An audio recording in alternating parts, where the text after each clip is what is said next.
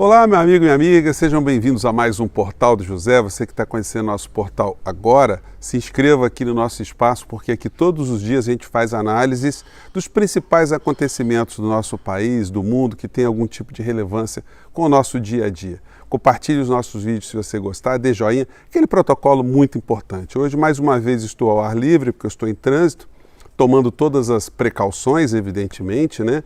Mas, enfim, às vezes a gente tem algumas obrigações, a gente não pode retardar, a gente tem que resolver, né? Coisas que são ligadas à saúde da família, enfim, mas está tudo bem, vamos seguir em frente. Como eu disse para vocês no nosso papo de ontem, as forças progressistas na América Latina estão avançando, e não só na América Latina, no mundo inteiro. Nos Estados Unidos, os americanos estão debatendo muito nesse momento como lidar com uma sociedade fraturada. Trump já foi colocado no lixo da história, foi colocado escanteado, está sendo banido das redes.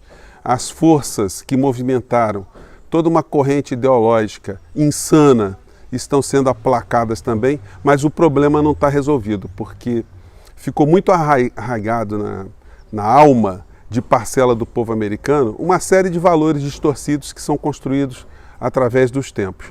E aqui no Brasil, nós também temos uma sociedade fraturada? Bom, basta ver as nossas conversas nas nossas redes sociais, os papos com os amigos, com parentes, como tem gente que foi tragada por esse redemoinho da ignorância, da desinformação, do preconceito e por aí vai. Gente, eu já comentei com vocês que me incluíram num grupo de WhatsApp, um grupo bolsonarista. Eu fico ali, não saí, porque eu gosto de ver o que as pessoas pensam, do que é que elas estão se nutrindo. Gente, é um negócio pavoroso. É impressionante, mesmo com alguns grupos estando sendo banidos do YouTube, de alguns sites, de algumas redes, como a produção de desinformação ela continua a acontecer de forma seletiva. Eu vi agora um videozinho, que eu não vou conseguir reproduzir para vocês, que eu estou aqui no ar livre, né? Onde se faz uma defesa ali da extinção da forma federativa do Brasil para simplificar impostos. No final da história, eles são favoráveis à aplicação de um imposto único. E esse imposto único seria uma bandeira de Paulo Guedes, que no final da história é a tal CPMF, disfarçada. Isso tudo para legitimar perante aos bolsonaristas, ou perante as pessoas que acreditam no presidente da República, que ele está fazendo uma coisa benéfica para o povo brasileiro. Nos debates já para 2022, alguns nomes têm surgido, a gente tem falado sobre isso, se é precipitado, se não é. Eu quero aqui contribuir com o debate. Mas fato é que para as eleições de 2018, muita gente fez avaliação equivocada. E o resultado foi a eleição de Bolsonaro. Tem vários canais de amigos, vários canais de esquerda, que até às vésperas das eleições de 2018 diziam que o Haddad iria virar. Era aquela coisa. Mas qual era o fundamento dessa informação, desse sentimento que foi passado para as pessoas até o último instante, de pessoas que acreditavam de fato que a esquerda, ali comandada nessa eleição pelo nome de Haddad, venceria toda essa onda de preconceito, toda essa onda de atraso, de desmoralização que as forças de esquerda, as forças progressistas, especificamente o PT, sofreram. Então, nós vamos cometer o mesmo nível de erro agora em 2022? A gente vai partir de presunções pessoais, sentimentos, de preferências. Olha, vou aqui porque agora o povo mudou, o povo agora vai ver que o fascista... Gente, as forças políticas no planeta, em sociedades organizadas, sempre fazem pesquisas qualitativas para saber exatamente qual é o perfil do povo, do eleitorado, daquele que vai depositar o voto na urna. Eu tinha um livro que eu emprestei e não veio nunca mais, né? Um livro do Michel Foucault, onde ele falava, lá na França, isso nos anos 80, anos 90, que o político francês, ele já não falava mais aquilo que ele pensava sobre a realidade. Tudo aquilo que ele falava era baseado em algum tipo de informação qualitativa. o que o povo quer, o que o povo não quer, o que o povo pensa de uma coisa, o que o povo pensa de outra coisa. Ele dizia de como era fundamental você ter uma liderança que contrarie, inclusive, toda essa corrente que a opinião pública acaba cristalizando. Que os verdadeiros líderes são aqueles que se colocam contra a maré. Mas mesmo para se colocar contra a maré, é necessário você ter muita sabedoria para você não se conflitar com determinados grupos, você criar uma situação de antagonismo que seja irrecuperável. Nos Estados Unidos, a eleição de Joe Biden só foi possível porque várias forças progressistas que existem nos Estados Unidos acabaram também abrindo mão para apoiar a candidatura de alguém que seria mais moderado. Mas esse mais moderado seria a possibilidade de vencer Donald Trump, como de fato aconteceu. Na Argentina, a gente pode repetir várias vezes o exemplo da Cristina Kirchner, que estava à frente de todas as pesquisas de opinião, mas avaliando especificamente o índice de rejeição dela, ela percebeu que num segundo turno eles poderiam dar a vitória às forças neoliberais de Maurício Macri, que tinham apoio dos grandes meios de comunicação e estavam contando até o último momento com a candidatura da Cristina Kirchner. Ela abriu mão e foi buscar o terceiro colocado nas pesquisas, que era o Alberto Fernandes, que tinha 8% das intenções de voto. Foi a construção que eles fizeram para derrotar o neoliberalismo na Argentina. Agora na Bolívia também se fez também uma coalizão também muito inteligente para que o candidato de Evo Morales se sagrasse campeão, vencedor, né, nas eleições bolivianas. E agora no Equador, ontem quando eu gravei com vocês, eu estava dizendo que o candidato, o Andrés Juariz, o Andrés, que é o candidato de 35 anos, indicado pelo Rafael Correa, estava liderando as pesquisas e, em segundo lugar, estava vendo um candidato banqueiro de ultradireita, como sempre o candidato das elites. E ele deveria, se não fosse derrotado definitivamente no primeiro turno, ir para um segundo turno, e nesse segundo turno haveria a possibilidade de um outro candidato chamado Yaku, que é um indígena, que daria, enfim, essas forças progressistas dariam voto também para esse candidato da esquerda do Rafael Correa, ex-presidente do Equador. Olha, eu acabei de ver uma notícia agora, antes de bater o papo com vocês, que quem irá para o segundo turno, lá nas eleições do Equador, provavelmente não vai ser mais o candidato da direita. Provavelmente será um candidato representante dessas etnias no Equador, que é uma pessoa de esquerda com uma visão progressista e que deve ir para o segundo turno disputar as eleições, ou seja, no Equador teremos uma eleição absolutamente com debates no campo progressista. Isso é um sinal muito bacana também de como as coisas estão se modificando aqui na América Latina. Então, gente, quando eu faço os meus papos aqui, os meus prognósticos, as minhas reflexões com vocês, é no sentido de nós, enquanto sociedade, nós ajudarmos nesse debate. A gente colocar a bola no centro do gramado, a gente forçar as nossas lideranças, a quem a gente tem algum tipo de preferência, sentarem numa mesa e discutirem racionalmente o que é que se quer para o Brasil.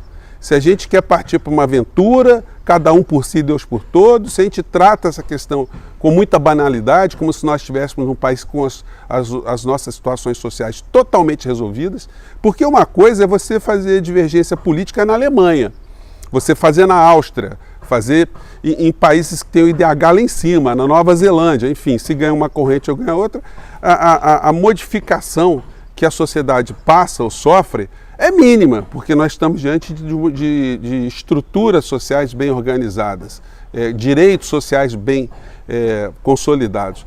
Agora, em países como o nosso, se você corre o erro de errar, ou corre na ação de errar numa estratégia eleitoral, você coloca um Bolsonaro da vida à frente da presidência da República. Nós vamos querer mais 4 anos dessa criatura? Eu comentei também no vídeo anterior, aliás, alguns vídeos, né, do comportamento das parcelas de militares que estão dentro desse governo. Será que eles vão funcionar também como fiel da balança no meio dessa história? Mas eles cristalizam também no meio dessa situação toda esse pensamento esquizofrênico aqui no nosso país. Nós temos hoje uma linhagem de militares que, com português claro, são os militares traidores.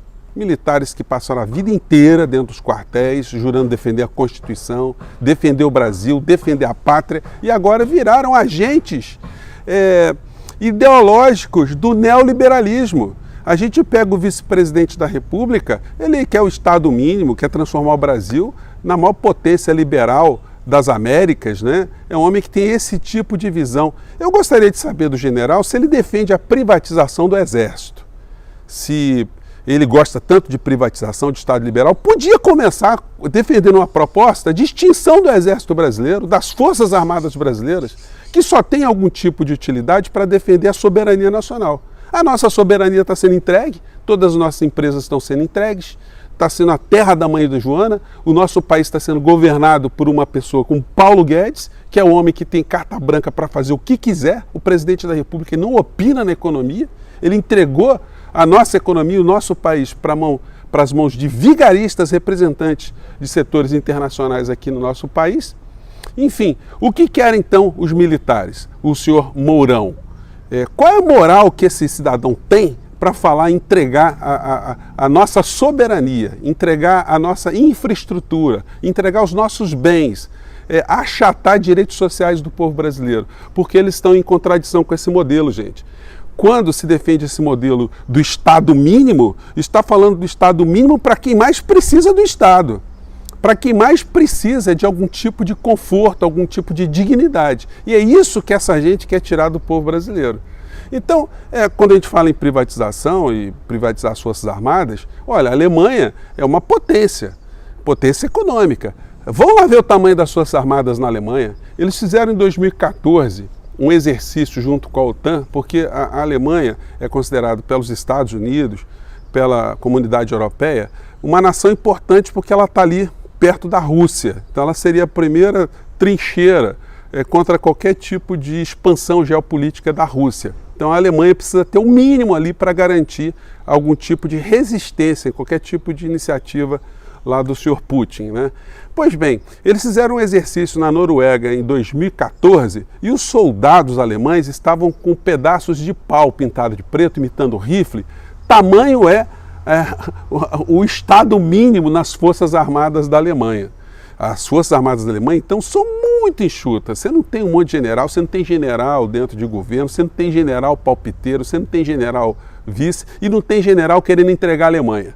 Não tem general querendo entregar a Volkswagen, que é uma empresa mista, uma empresa que tem participação do Estado.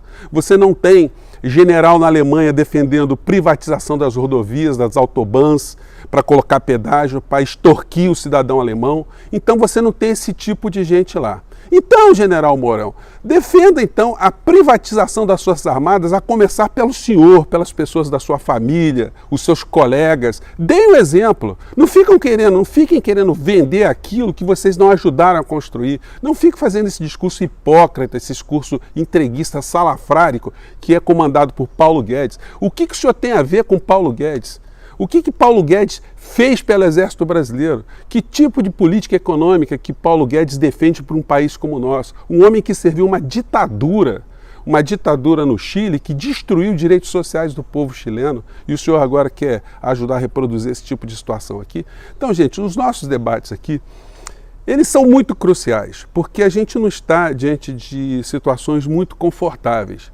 A gente, enquanto pessoas pensantes no campo progressista, no campo humanista, a gente tem que refletir sobre todos esses acontecimentos com muita responsabilidade, muita serenidade. A gente não pode colocar nossas visões, nossos palpites pessoais à frente do interesse público. Você não pode jogar uma criança para atravessar um rio muito longo, eu acho que ela vai atravessar. Cara, não tem essa de acho que vai atravessar. Ou você faz tudo o que for necessário para ela poder atravessar com segurança, ou então você vai arriscar a vida da criança. Você vai arriscar a vida da criança, mesmo sendo uma criança do outro, você não vai arriscar do outro e nem vai arriscar a sua. A gente tem que pensar, gente, de uma maneira responsável. A não ser as pessoas que também criticam tanto as pessoas da direita, mas têm o mesmo nível de responsabilidade, o mesmo nível de insanidade. Aí a gente acaba se equiparando por baixo.